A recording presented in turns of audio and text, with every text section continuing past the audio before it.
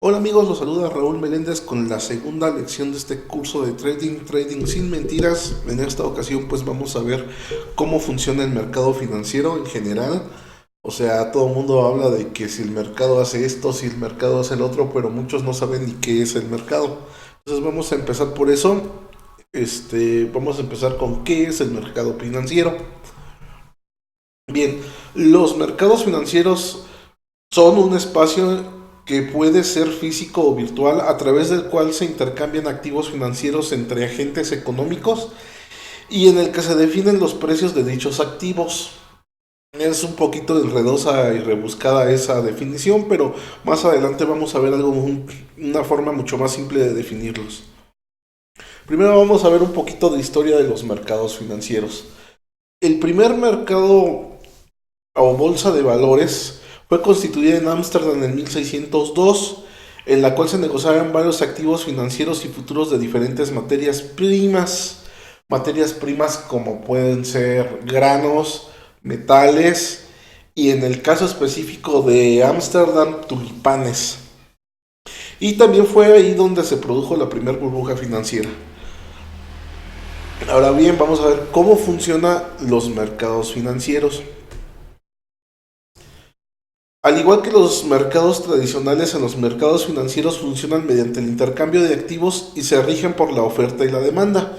Aquí la imagen después es de un mercado como imagino que casi todo el mundo conoce, donde vamos a hacer compras. Entonces, funcionan más o menos de la misma manera. El intercambio de activos se refiere a que ustedes en una bolsa de valores pueden comprar acciones a cambio de dinero o pueden vender las acciones a cambio de dinero. Pueden comprar futuros del trigo, futuros del petróleo, bitcoins, alguna criptomoneda, a cambio puede ser a cambio de dólares, a cambio de oro, a cambio de euros, a cambio de otras monedas. Es igual que en el mercado, ustedes van a comprar una sandía y el del mercado pues les va a pedir a cambio obviamente dinero. Si son mexicanos pues les van a pedir pesos. Depende de dónde estén, pues les van a pedir ahí la moneda de su país. Entonces, en el caso del mercado, uno puede ir al mercado y negociar con la persona en la que dueña del puesto. Decir, ¿sabes qué? Yo te doy, si un melón vale 25 pesos, por decir algo así, ¿sabes qué? Te doy 22. Entonces, si el melón en ese momento es muy demandado, pues te van a decir, pues ahorita no, joven, otro día porque sabe que ese melón lo puede vender rápido a otra persona y no tendría que perder en el precio final. Si en cambio el melón en ese momento no está demandado, no tiene demanda, es posible que sí te lo venda porque él puede perder más dejando el melón estancado ahí. Entonces, en los mercados es más o menos lo mismo. Cuando hay una demanda muy alta de un producto, pues o de un bien, los precios de ese bien tienden a subir. Si no hay demanda, entonces los precios van a ir bajando. Eso es lo que domina todos los mercados financieros, la oferta y la demanda. Por ejemplo, en el caso del Bitcoin, si el Bitcoin está muy, muy demandado, el precio sube, se incrementa de manera muy abrupta. Y cuando ya no hay demanda del Bitcoin, el precio se desploma. Entonces es la forma en la que se manejan los mercados y los incrementos bruscos de precio pueden dar origen a lo que son las burbujas financieras. Ahora, ¿qué son las burbujas financieras? Las burbujas financieras son un fenómeno que se produce en los mercados. Consiste en un aumento progresivo y exagerado del precio de un activo o de un bien muy por encima de su valor de equilibrio. Esto es, de repente hay incrementos continuos del precio de 10, 15, 20%. Lo vimos hace poco los que sean aficionados a las criptomonedas, pues con el Bitcoin como de repente que un día subió 20, otro día subió 30%, el día siguiente subió otro 45% y de repente llegó a un tope y se desplomó completamente el precio. Esa es la fórmula clásica en la que se comportan las burbujas financieras. Ejemplos de burbujas financieras. La primera burbuja financiera fue la crisis de los tulipanes en 1623. Compañías de Mississippi y mares del sur en 1720. La Gran Depresión de 1929, esta se produjo también porque había demasiado ferrocarriles, hasta un punto ya exagerado, y de repente las acciones de los ferrocarriles pues se desplomaron. La burbuja de la codicia del 87, la burbuja.com del 2001, esa también está interesante porque esa fue una burbuja como nadie sabía de qué se trataban las compañías de internet, apenas iba naciendo, por decirlo de alguna manera, el internet. Pensaban que de manera automática cualquier cosa que fuera de internet iba a valer millones y millones de dólares. Entonces en un momento las acciones de muchas compañías subieron a precios insospechados y de repente pues tronaron porque se dieron cuenta que no tenían ni siquiera un plan de negocio. La burbuja inmobiliaria del 2008 y la más reciente del Bitcoin en 2018. Este es el gráfico de la tulipomanía, que fue la primera burbuja financiera de la historia. Un poquito de historia. Se dio porque los tulipanes antes no eran conocidos en Holanda. Actualmente todo el mundo conoce a Holanda como la capital mundial de los tulipanes, pero en un principio la flor vino de Turquía. Entonces les regalaron algunos bulbos, no recuerdo cómo se llamaba el viajero que se los regaló, lo llevó a Holanda, los empezó a cultivar y la planta pues fue una sensación, de manera que todo el mundo quería tener tulipanes. La demanda se incrementó y los precios de los tulipanes se incrementaron a niveles absurdos, de manera que, por ejemplo, 2 tulipanes podrían costar lo mismo que una mansión. O hay casos en el que literalmente con una colección de 30 bulbos de tulipanes ganaron una fortuna.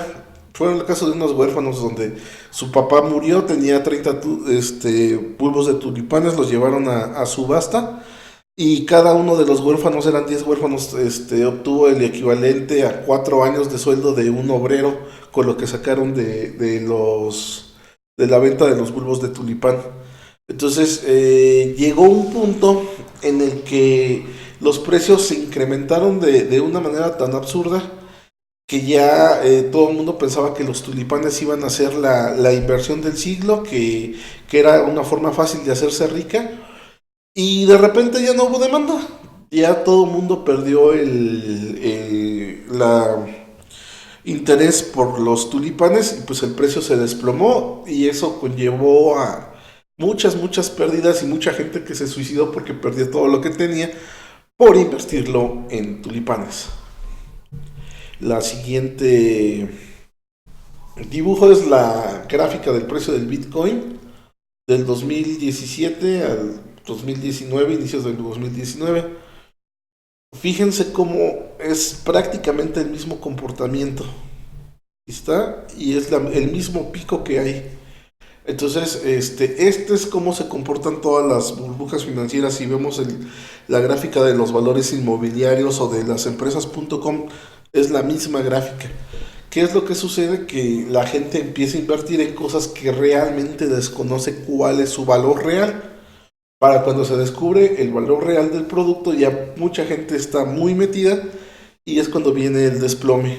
Entonces, hay que tener mucho cuidado con si se va a invertir, en qué se va a invertir, porque nos arriesgamos a ser parte de la gente que entra dentro de una burbuja.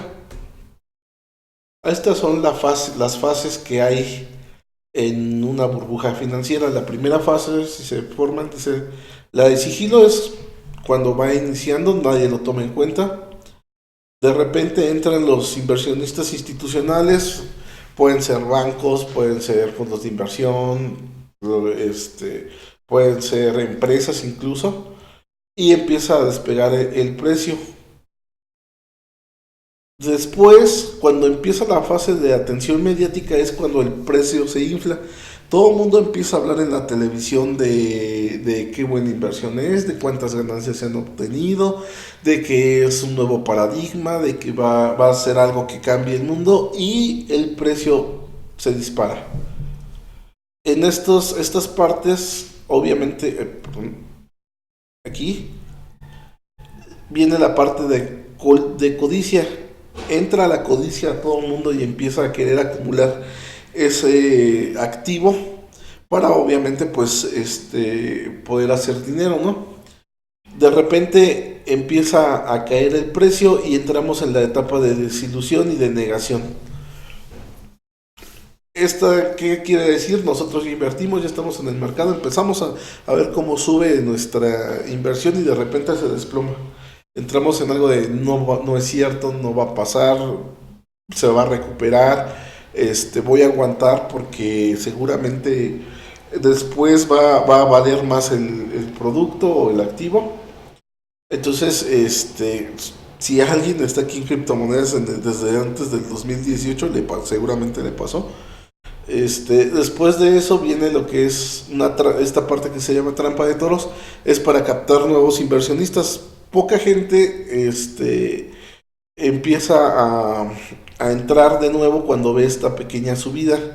Entonces, algunos de los que están atrapados aquí aprovechan para vender, pero la mayoría piensa que eso es un regreso a la tendencia alcista, es decir, que va a subir.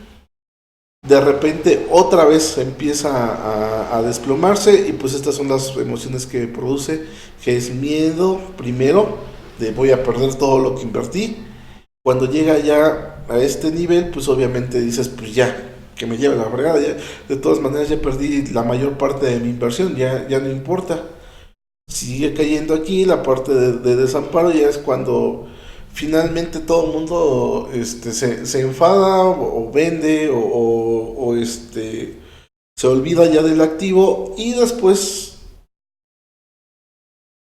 empieza a recuperar poco a poco el valor, regresando al valor promedio que debería tener. Ahora, esto no quiere decir que una burbuja quiera decir que el activo en sí sea malo. Sigue habiendo tulipanes, sigue habiendo ferrocarriles, sigue habiendo páginas de internet, sigue habiendo préstamos bancarios y sigue habiendo bitcoins. Lo que quiere decir es que está muy por encima dentro de la burbuja, los precios están muy por encima de lo que realmente valen. Entonces ya una vez que la burbuja para, si el activo realmente vale la pena, va a seguir su valor y posiblemente vaya a seguir subiendo el valor, pero ya no de una manera tan exagerada como lo estaba haciendo anteriormente. Entonces, las recomendaciones para operar dentro de los mercados financieros son las siguientes. Primero, y eso es algo muy importante, nunca inviertas en algo que no entiendes y que no sabes cómo funciona. La razón por la que hay burbujas financieras es precisamente porque la gente no sabe en qué está invirtiendo. En el caso del Bitcoin no sabía cómo funcionaba el Bitcoin, ni cuál era el valor. Bueno, de hecho todavía se discute mucho cuál es el valor real de un Bitcoin. En el caso de los préstamos hipotecarios, pues se desconocía realmente cuánto era el valor de un préstamo hipotecario, porque resulta que esos préstamos se le hacían a personas que no podían pagar. Entonces, pues realmente el valor era muy inferior a lo que estaban pagándose en las subastas. Entonces, esa parte es importante y hay que tomarlo en cuenta. Yo sé que muchos dicen, bueno, pues yo voy a ser trader intradía, yo quiero hacer scalping, a mí me da lo mismo a qué se dedique la empresa, porque yo nada más necesito el análisis técnico. Entonces, si a mí la gráfica me dice que hay una oportunidad de inversión, yo entro y me vale en qué momento esté, a qué se dedique o lo que sea, ¿no? Eh, Pueden tener razón en cierta parte, nada más el único detalle es que te puede tocar la mala suerte que en el momento en que entres sea el momento en que se vaya a dar una noticia importante de ese activo y que te joda todo el trade. O sea, puede ser que, por ejemplo, ves una empresa X y que veas que el gráfico va para arriba y dices, pues voy a entrar aquí, y total nada más entro, salgo y ya. Pero te toca la mala suerte de que ese mismo día se anuncian las ganancias trimestrales y nadie esperaba que sus ganancias trimestrales fueran más bajo que lo esperado. Entonces, eso lo que va a hacer es que el precio de la acción caiga y pues obviamente todos los que entraron largos buscando una ganancia pues van a perder ahí el dinero. Y eso no es por un mal análisis técnico, sino es porque no se fijaron de qué era la compañía y cuándo eran sus ganancias, su reporte de ganancias trimestrales. Entonces, es esa parte. Si quieren, si dicen vamos a hacer intradía o scalping, no me importa el activo, pues a lo mejor no, pero cuando menos fíjense cuando hay noticias importantes que los pueden afectar para que no los vaya a agarrar en un movimiento muy brusco. Otra, desconfía de los incrementos acelerados del precio. Ese es un aviso de una burbuja financiera. En cuanto vean que un activo está aumentando, que ya vale el doble o el triple en menos de un mes, seguramente se trata de una burbuja y en algún punto va a tronar. La otra, cuando las masas se enteran de un activo, es hora de salir del mercado. Si de repente empiezan a ver en la televisión, en los periódicos, en internet, una reportajes de cierto activo, de que, no sé, el oro está subiendo mucho, la plata está subiendo mucho, ¿qué más? Puede ser el grafito, con el grafeno, es una buena inversión, pero en cuanto vean que el grafeno está de moda, va a ser momento de salir del mercado porque va a empezarse a desinflar la burbuja. Entonces esa es otra parte importante. Concéntrate en pocos activos para que puedas monitorearlos constantemente. Hay mucha gente que quiere hacer trading y que tiene su pantalla llena de diferentes activos, porque nada más hacen el análisis técnico. Les digo, si no va a ser a largo plazo, si nada más va a ser intradía o scalping, pueden hacerlo, pero es muy difícil concentrarse en tantos activos y mantenerlos vigilados. Yo recomiendo, pues, si vas iniciando, enfocarte en un solo activo. Si ya tienes experiencia, máximo unos cuatro para que puedas estarlos vigilando. De todas maneras, en el mercado siempre hay oportunidades, siempre hay subidas y bajadas, entonces siempre se puede operar y es mejor en este caso especializarse en algunos activos. Por ejemplo, en mi caso, yo pues opero el Bitcoin, petróleo, oro y euro dólar. De esa manera ya tengo criptomonedas, commodities y forex. Y las acciones realmente yo no las opero, pero por cuestiones de horario. A mí no se me acomoda mucho el horario para operar acciones, ¿no? Entonces, pues es esa parte. Ustedes tienen que buscar algunos mercados que les interese, que les guste y que puedan saber qué es lo que está pasando, que les guste estar al tanto de las noticias que vayan a operar, que vayan a tener los activos con los que están operando.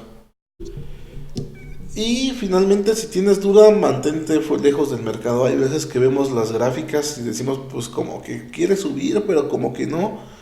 Si estás muy dudoso, mejor no entres, porque lo más seguro es que en algún punto se te vaya en contra la operación y vas a perder ya de a gratis, ¿no? Ya si vas a meter una operación, asegúrate que cuando menos a tu forma de ver sea correcta. Eso no quiere decir que siempre le vas a atinar, ¿no? Va a haber muchas veces que falles, pero cuando menos tienes más oportunidad y ya que te quede, ahora sí que te quede de consuelo que lo que pasó es que el mercado hizo un movimiento extraño, pero no hiciste mal tu análisis. Entonces, por esta vez pues sería todo, ya nada me queda más que despedirme. En caso de que no estés suscrito a mi página o a mi canal de YouTube, pues suscríbete, dale like y comenta. Me gustaría saber qué les está pareciendo hasta ahorita estas lecciones, si les gustan, si no les gustan, si les sigo, si no les sigo. Me gustaría verlo en sus comentarios. Gracias y nos vemos en la próxima.